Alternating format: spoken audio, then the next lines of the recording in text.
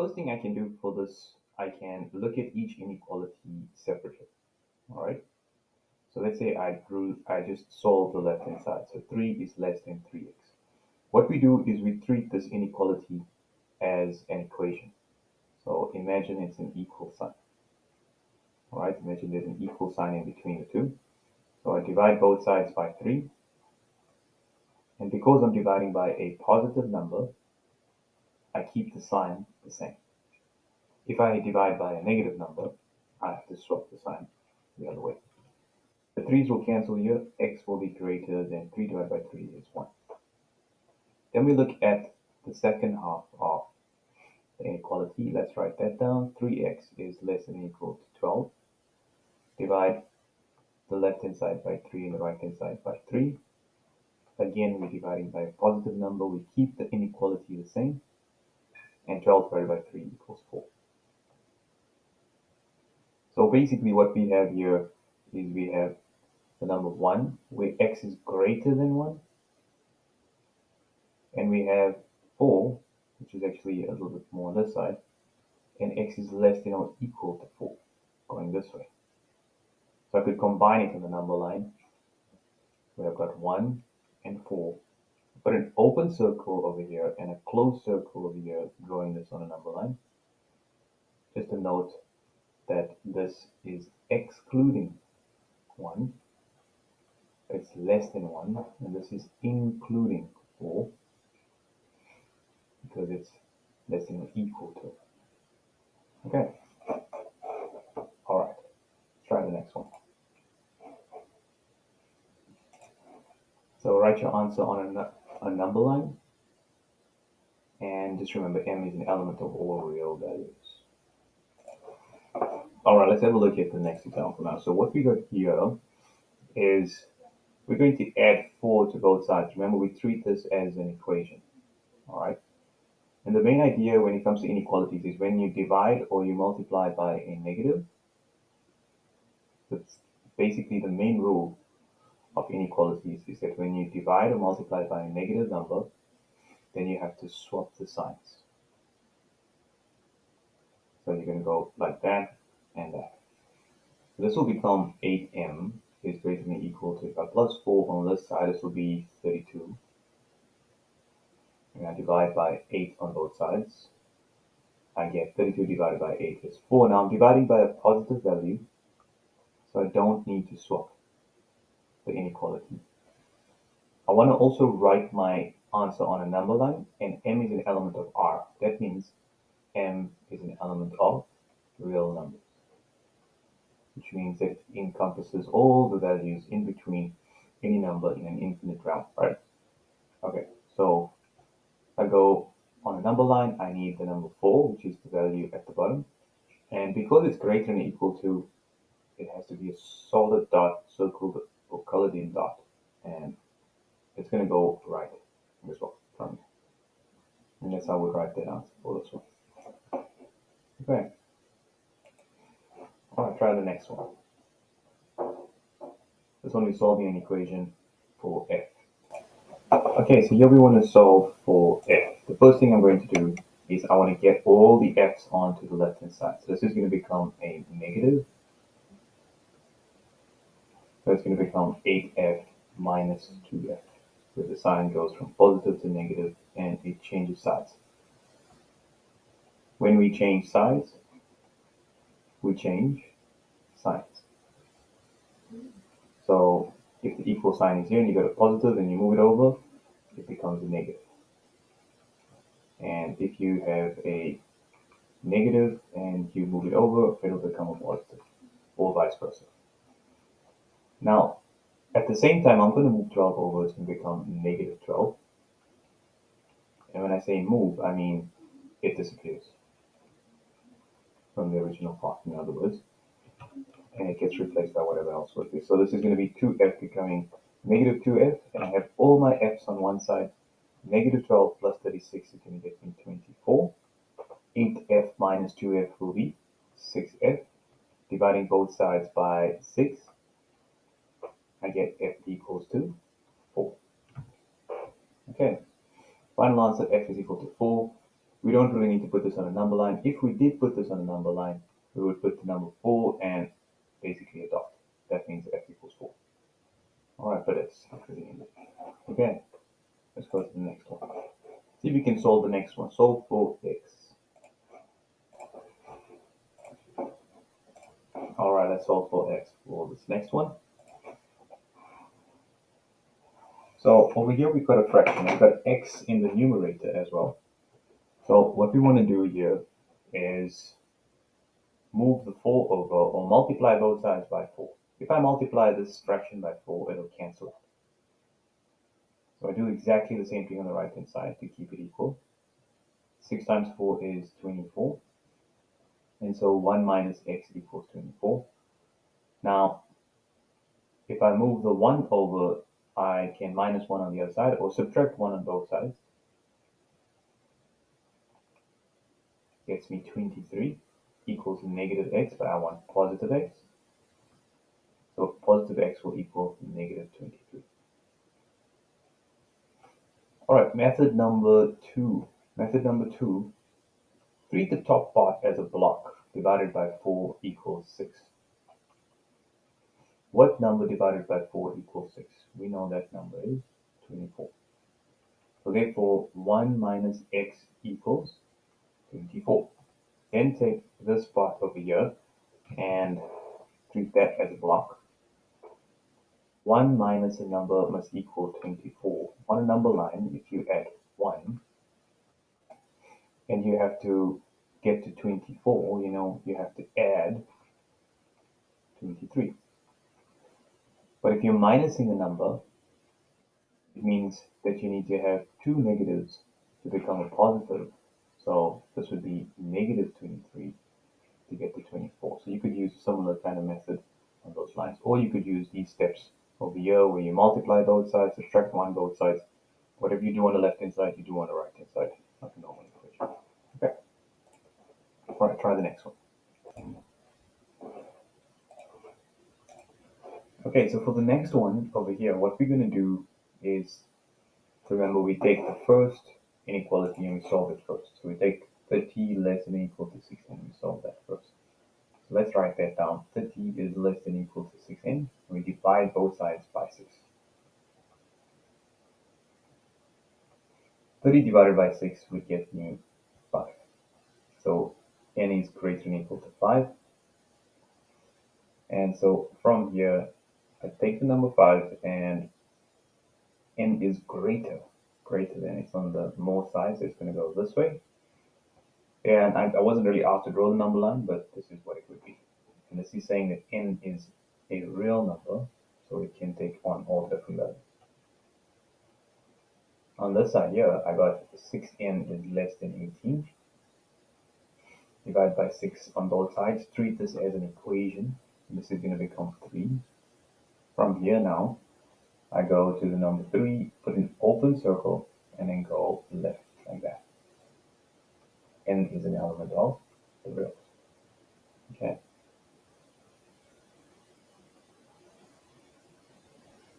I could bring these together on a single number line, but I can definitely see that they're going in opposite directions. N is going less than 3 in this direction, and 5 is going in that direction over there. And this number line does look a little weird because at the same time, you can see that 18 is less and 30 is more. Generally, we would have values in order. So this should be 18 and this would be 30. That would change the question as well. If we swap these around, we might end up in this region in between. Let's have a look. If we did swap it around, what it would look like. I'm going to swap the two values around and I'm going to say 6n is greater than or equal to 18, just to understand what it would look like. From this side here, I know that if I divide by 6 on both sides, n will be greater than or equal to 3. And from this side here, divide 6 on both sides, n will be less than 5. So here you can see for this number line, it will be 3, but it's greater than, and 5, and it's less than. You can see the line in between 2. If we swapped the 18 and 30 around. Okay, for interest. All right, try the next one. Solve for x for the next one. All right, this one here, I need to get x onto one side and all the numbers onto the other side. If I move -2 across to the right-hand side, it'll become +2. Now we can have x's on either side. I would then just bring down the 6. This is going to be 5x. Now we'll divide by 5 on both sides, canceling it out. So x will equal 6/5, which is 1.2, and we're done. All right, try the next one. All right, so for the next one here, x is in my denominator, so we need to get some kind of number. Now let's ignore. What if we just ignore the negative over here? We know 15 divided by a number equals just 3. We can see that that number should be 5. So 15 divided by 5 equals 3. So if you want to get to -3, then you need -5. So x equals to -5. All right, method 1. Method number 2, treat the right-hand side as a fraction and swap both sides over, bringing the x to the top. Okay, so this will become x divided by 15 equals 1 divided by -3. Once you have x at the top, cross multiply by multiplying 15 on both sides. You would cancel it out, isolating x, leaving you with 15 over -3. And that becomes -5. Okay, try the next one. Solve for x. Alrighty.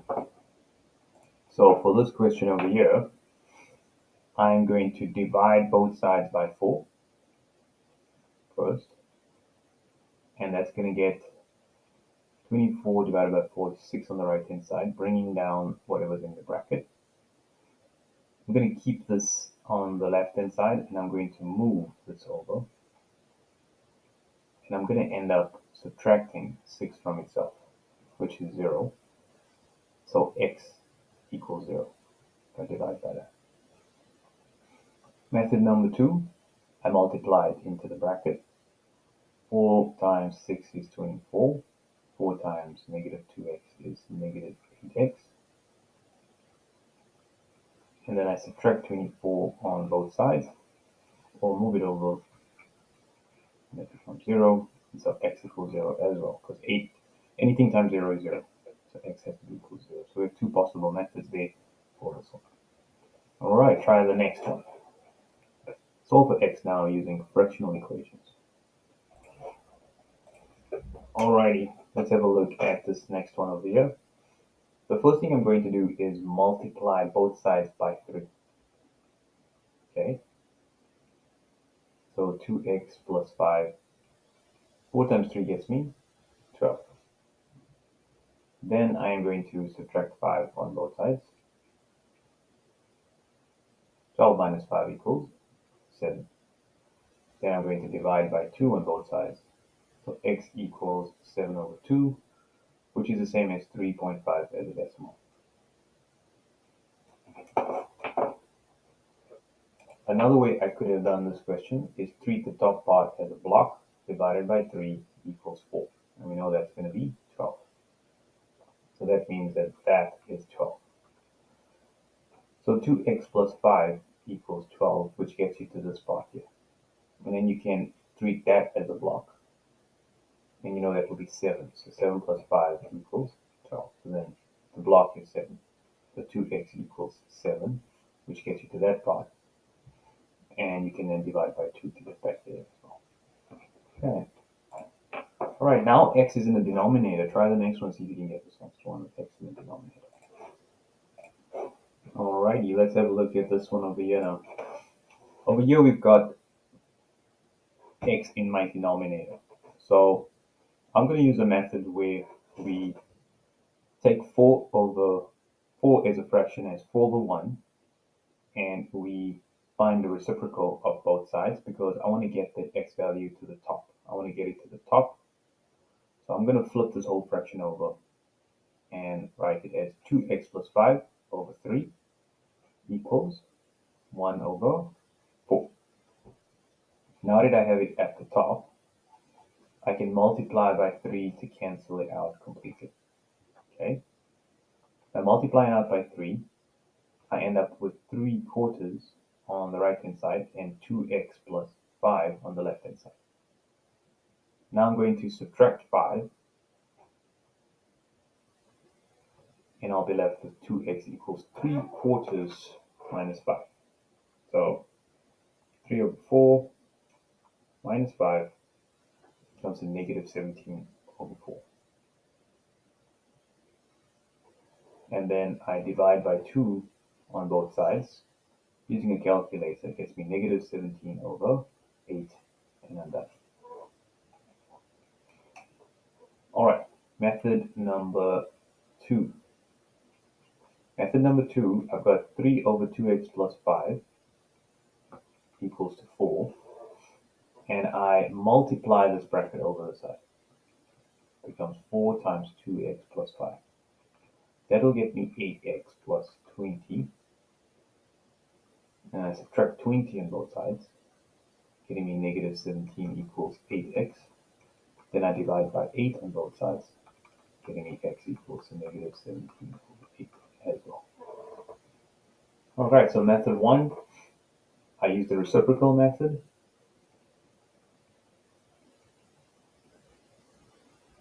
But I still cross multiply at some point. And the next one here, I immediately cross multiply or just bring the denominator over. Okay. All right.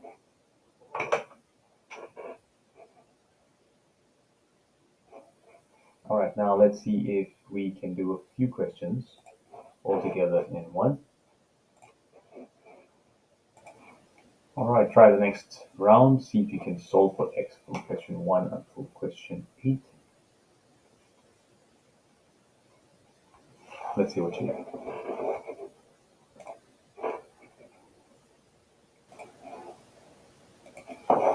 Alrighty, let's go. I'm going to go through each of these and then we're done. Alright, so for this one here, I'm going to go with the left-hand side and divide both sides by positive 2 to get me x is greater than negative 4, or on this side divide by positive 2, x is less than or equal to 2. Over here, I'm going to plus 3x on the left-hand side will become 5x, and then 4 moves over to the right-hand side, becoming negative 4. And then dividing by 5 on both sides gives me x equals to negative 4 over 5. Multiplying by 5 on both sides over here will get me x is equal to 5 times 5 is 25, so negative 75 for this one. Alright, so that first answer over there is 2 possibilities. Second one, x equals negative 4 over 5. Next one, I am going to swap both sides over. X over 5 equals 1 over negative 15, and then cross multiply, getting x equals to 5 divided by negative 15, which is going to get me x equals to simplified. 5 goes into 15 3 times, so negative 1 over 3, or x equals to negative 0.333. You're correct, right? Multiply by 2, I get x plus 1 equals to 8. Subtract 1, I get x equals to 7. I can multiply by x plus 1 as well here. 4 times x plus 1. You can use any other method, right? So 2 equals to 4x plus 4. 2 minus 4 is negative 2, so negative 2 equals 4x. Dividing by 4 both sides gets me x equals to negative a half. So x equals to negative half over here. Multiplying 3 into bracket gets me 3x minus 12. And that's equal to 18. And then adding 12 on the other side gets me 3x equals to 18 plus 12 is 30. Dividing by 3 on both sides, x equals to 10. Next thing, I subtract 2n on the left hand side over here and get me n, adding 4 on the other side becomes 1 plus 4, which is 5. This is 3n minus 2n, and this is 1 plus 4. So n is less than or equal to 5. On a number line, I can just choose 5 and just go towards the left-hand side.